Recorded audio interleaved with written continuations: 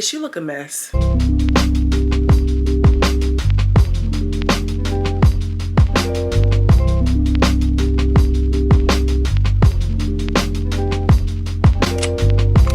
Hi my loves, your related girl from around the way, where we have culture, conversation, and community. In today's video, I'm coming to you all with a Baddies West episode I don't know review, y'all. Let's just hop right into it. Zeus gives us our recap like they always do. Tommy and Natalie are on a PJ and they're kind of just talking about the fact that don't tell the girls that we got a private jet. And Tommy was just like, yeah, no, they need to know because I feel like they be trying to be disrespectful to you, Natalie, which I do agree with. And Natalie was like, yeah, when Rock got into her little situation, she started with the whole, I make the show, and if it wasn't for me, and da-da-da-da-da. And I feel like that's really on Natalie's brain for her to come back and just say that, like, first off rip. And Tommy is just like, no, not at all. Like, nah, it's not giving that. You're executive producer, and I'm producer of the show, so it is what it is. And a little bit, I feel like Tommy is trying to be what Christina, what Natalie, with Tanisha was supposed to be to Natalie the first go round of Baddies. So meanwhile, the girls was on the Baddies bus, which the Baddies bus looked lit, okay? It looks super duper lit. Yesterday's price is not today's price, okay?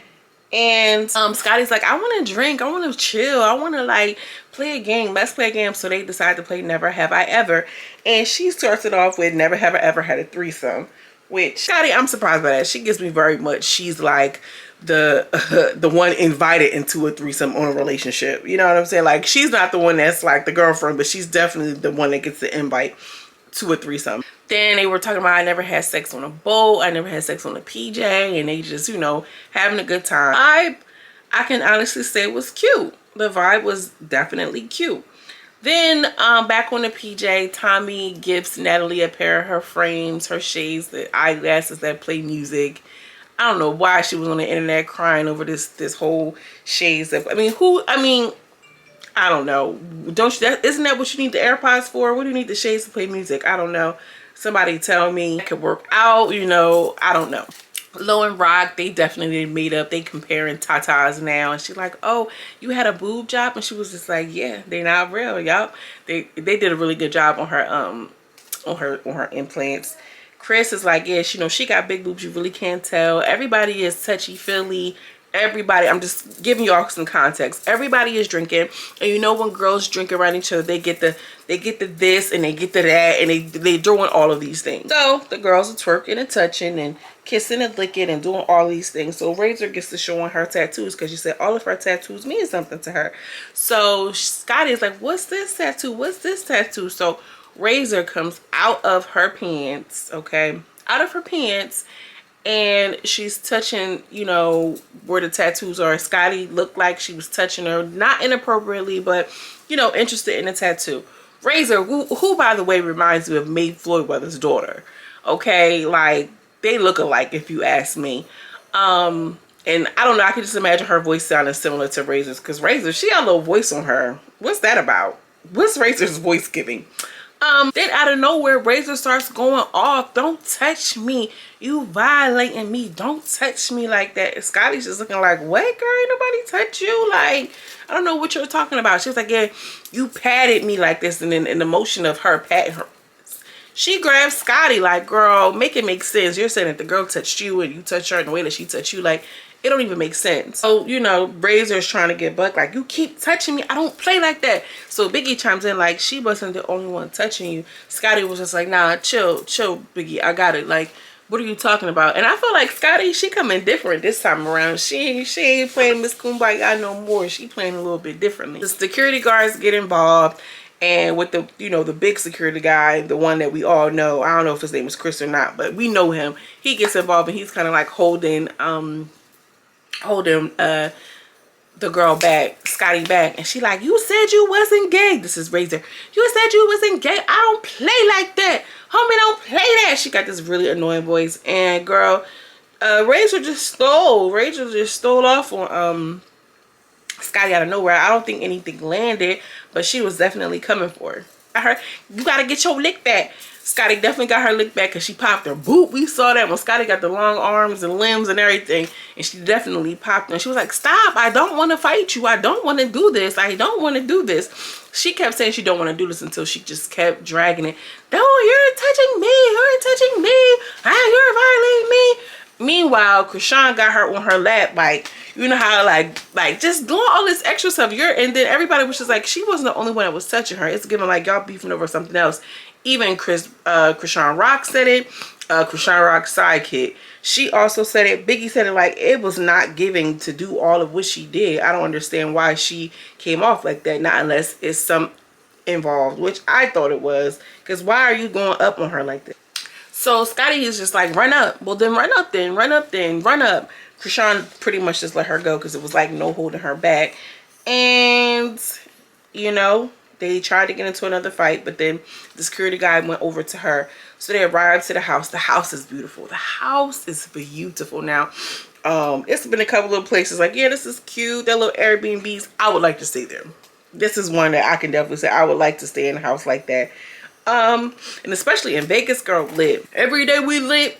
You can't tell me raising off the bus. She got the stank face looking a mess. Everybody is pretty much sick of it. They like, Rolly was in a confessional calling them Scrappy Doo and Scooby Doo. So they get inside the house and Tommy's like, well, what's going on? What's going on? What's the problem? So they try to explain the problem. Scotty's just looking like, this girl's weird. She just wanted a problem with me. I don't know what her issue is. I don't get it. She's weird.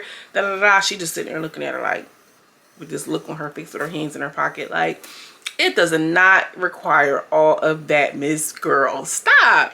So she's like, yeah, they ended up getting into a little tussle again. Nobody even like landed. I don't think, not the first time.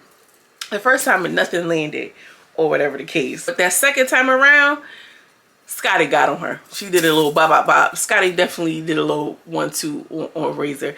And then they pulled them apart and then Razor starts going, aha, that's why I stole your best friend. That's why I stole your best friend. I'm like, oh, this is what it's about.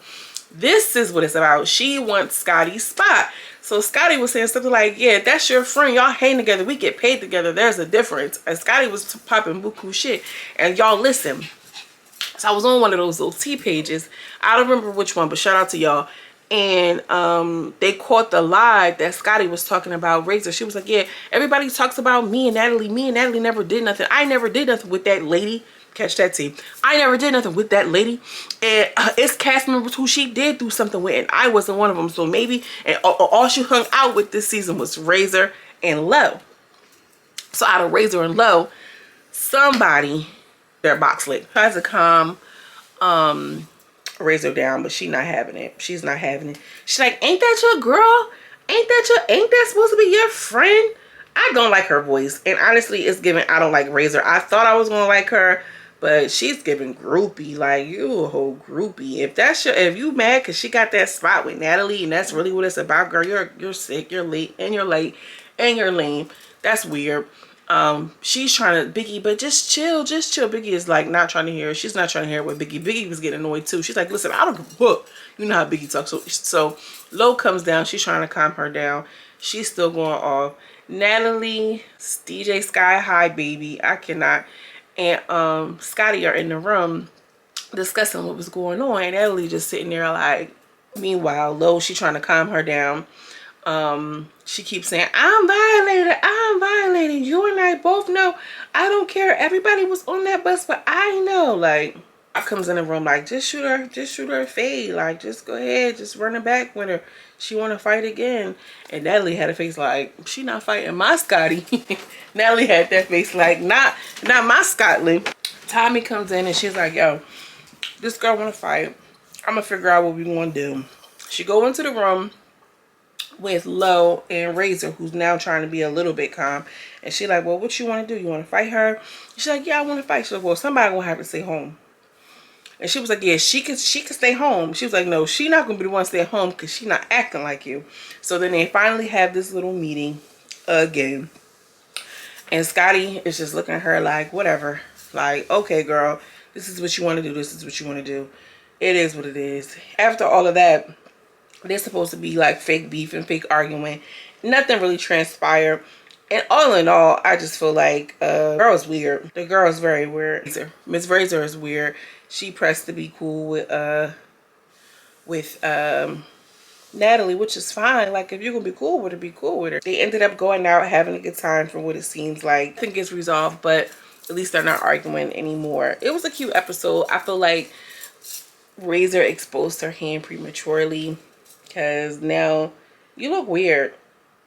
You look weird. And I will say, I'll be the first to say that women feel like it's okay to touch other women when they're drinking, and girls, they just get a little bit beside themselves. But and I can't be like, oh well, she felt violated or not. But the moment that they get into this little tussle, then it's that's why I stole your best friend. That lets me know it's not that girl. And sit down and shut up, because you look a mess. Anyway, y'all, let me know what y'all think about this review. Let me know what y'all think about this episode. Are we feeling Razor or not? And I know this episode is a little late because, girl, the devil been busy trying to throw me off my square. And I refuse, okay? Because I deserve. Shout out to Mama D. Anyway, y'all, as always, I'm sending you much love and much light. And I'm going to see you in the next video. Peace.